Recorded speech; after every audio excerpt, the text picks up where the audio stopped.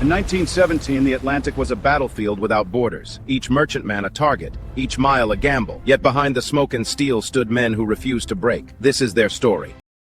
The sea is vast, cold, and silent, a gray desert stretching endlessly beneath a shroud of mist.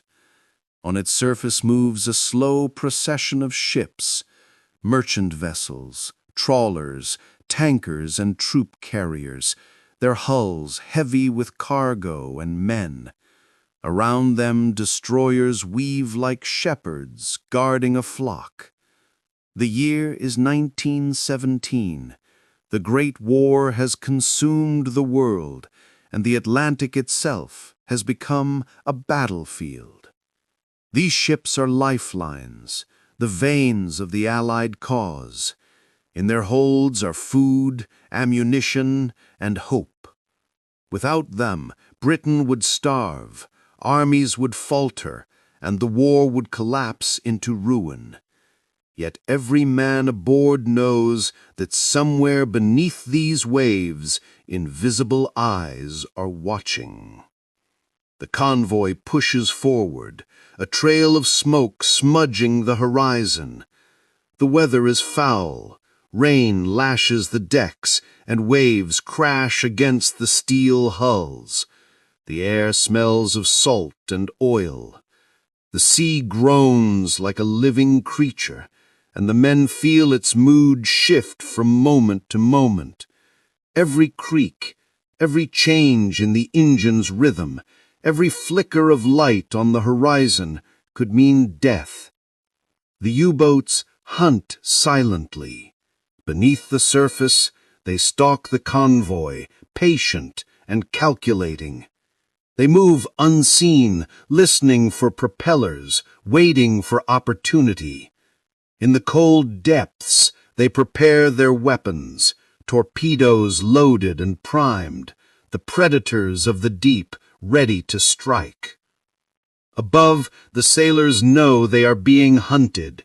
They stand by their posts, scanning the endless horizon, hands frozen to binoculars, eyes straining through fog and darkness.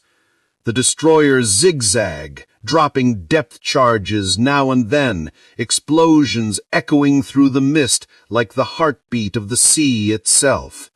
The convoy continues, determined and defiant. At dawn, the first attack comes.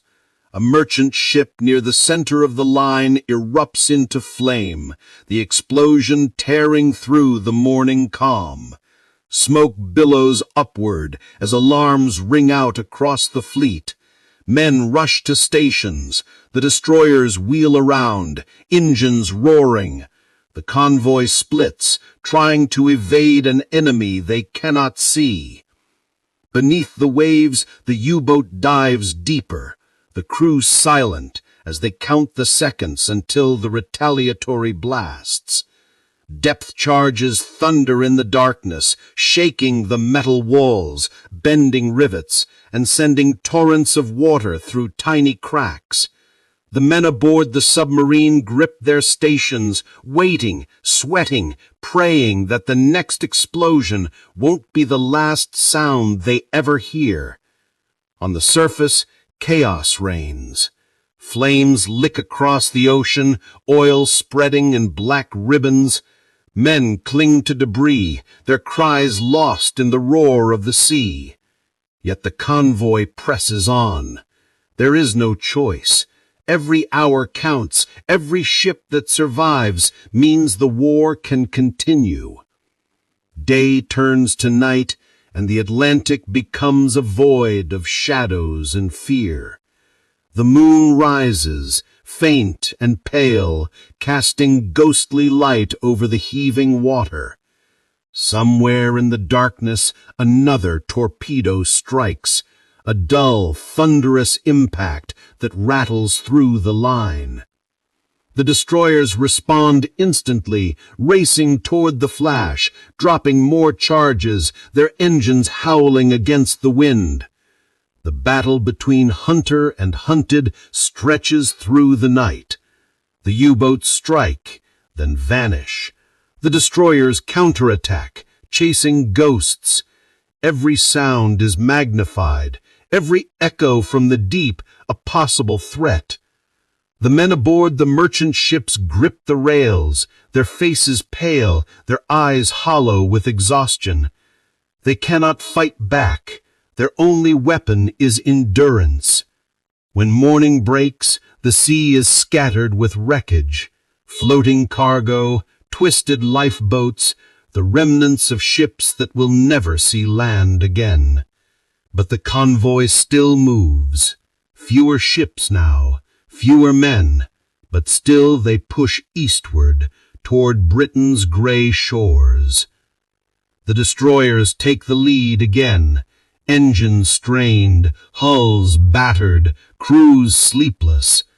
They have fought through storms and silence alike, and though the sea claims many, they refuse to yield. Each surviving vessel becomes a symbol of defiance, a testament to courage unbroken by fear. And the U-boats, too, pay their price. Some are destroyed, crushed under pressure, their crews entombed in darkness. Others escape, vanishing back into the deep, their work done, their victory hollow. By the time the convoy reaches safety, the men are ghosts of themselves, weary, soaked, silent.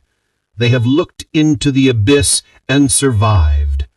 They have seen death in its most indifferent form, not with anger or passion, but with the cold patience of the sea.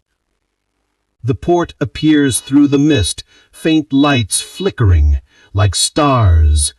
The surviving ships slow their engines, their decks scarred but intact.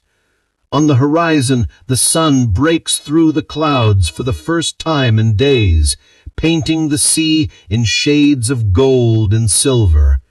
The men stand silently, watching, feeling something they dare not name: relief, sorrow, pride. They have crossed a graveyard and lived to tell the tale. They have faced the unseen and refused to surrender.